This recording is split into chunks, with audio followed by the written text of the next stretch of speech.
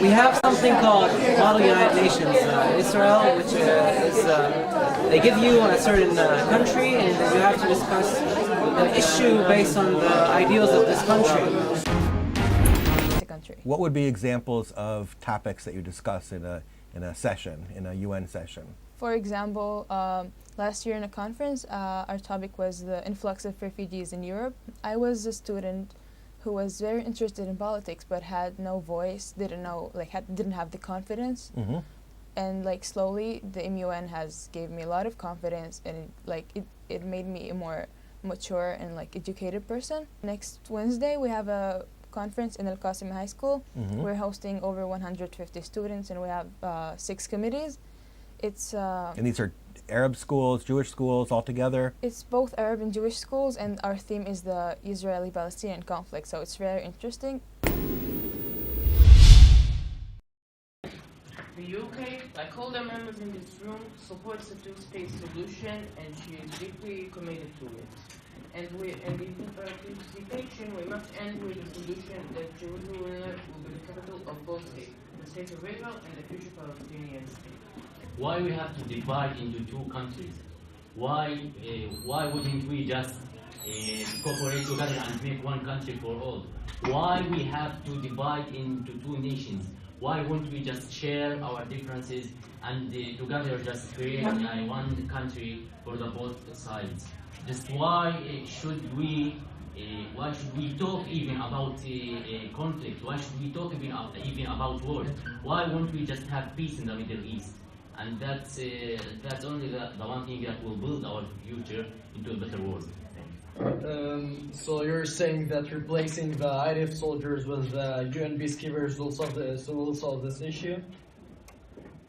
No, what the delegate meant is that switching the military presence is a step towards solving this issue.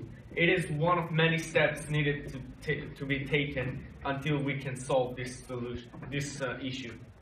Trying to think kind of outside the box, because I realized that there are probably people who tried doing stuff like that but failed because we haven't reached some kind of solution.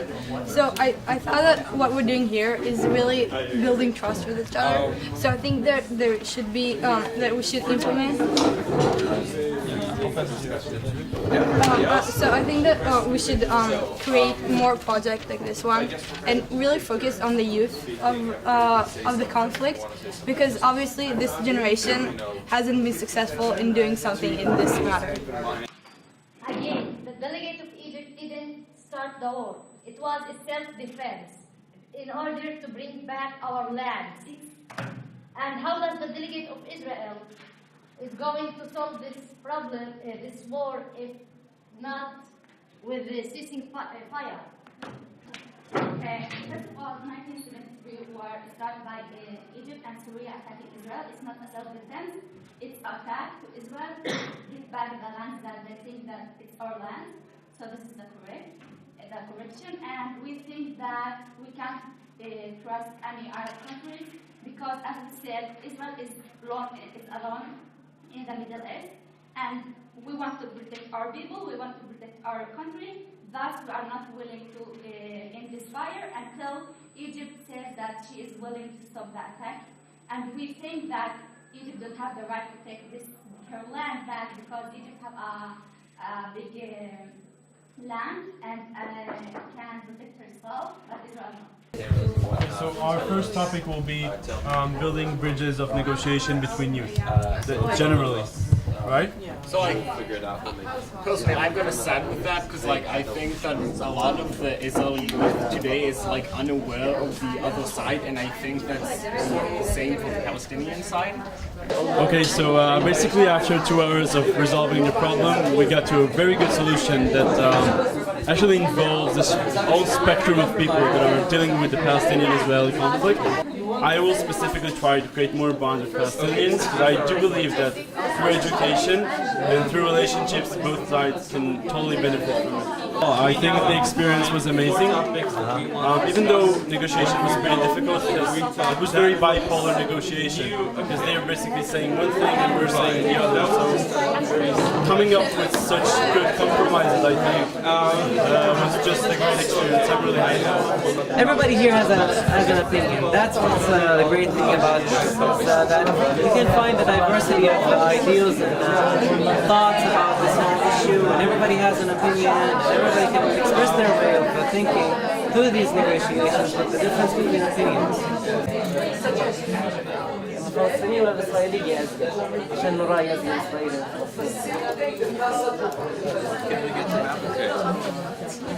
So what I'm saying is that media is only twist that. So it's two-state resolutions and the conditions and things that we should do to make two states. One state for Israel and one state for Palestine with capitals with the exception of exception that we have one capital, same capital for both states, that's Jerusalem. And in addition, every state should have one more state, one more capital, that's Ramallah for Palestine and Tel Aviv for Israel. And things about the borders and refugees and that. Okay, and all the process, can you share me the process? How was it for you? Personal? No. Difficult? You thought that it's not going to be the agreement or what? Actually, two states is the perfect resolution, and with that conditions, it will be peace and the agreement. Okay, but I'm talking about your feeling, you know, something personal. What do you feel to meet everybody, to speak about it? It's a really great experience to talk with the Palestinian people, Jewish people, Muslims, and just to negotiate about the two states that we are Jewish Israelis living in Israel and we are Arabs living in Israel and Palestinians living in Israel. So how it's hard for us to negotiate in that subject, and we just found the perfect resolution for us. My conclusion from these negotiations is that both sides have to compromise and try to give and sometimes release from things that are important to them, because if no one will compromise and try to make peace, there will be no peace. And only by everyone agreeing to give a little and not only take and want everything, we'll be able to reach peace. What issue did you compromise? We compromised on Jerusalem, we compromised on borders, and we took our settlers back from the West Bank, things that usually we don't do. It's difficult to compromise, or sometimes it's difficult, but it's vital to reach the peace and have an agreement with the other side. It's logical, it's not something... Yeah. Sometimes it's hard, but it has to be in order to reach peace. Between 13th of September 2015 and March 6th, 2016, 33 people have been murdered and 377 people injured by Palestinian terrorists. That is what incitement and a lack of proper education bring to the field. Peace can be only reached when the people's thinking changes. And to change the way people think, we need someone who can make them want peace and not incite them against the other. Until true leadership like that exists, Israel does not have a real partner for peace. Abbas and the PA aren't perfect, but they are much better than Sadat and Egypt were in 1979. In the time and the place that we live, peace is not an option, but a duty.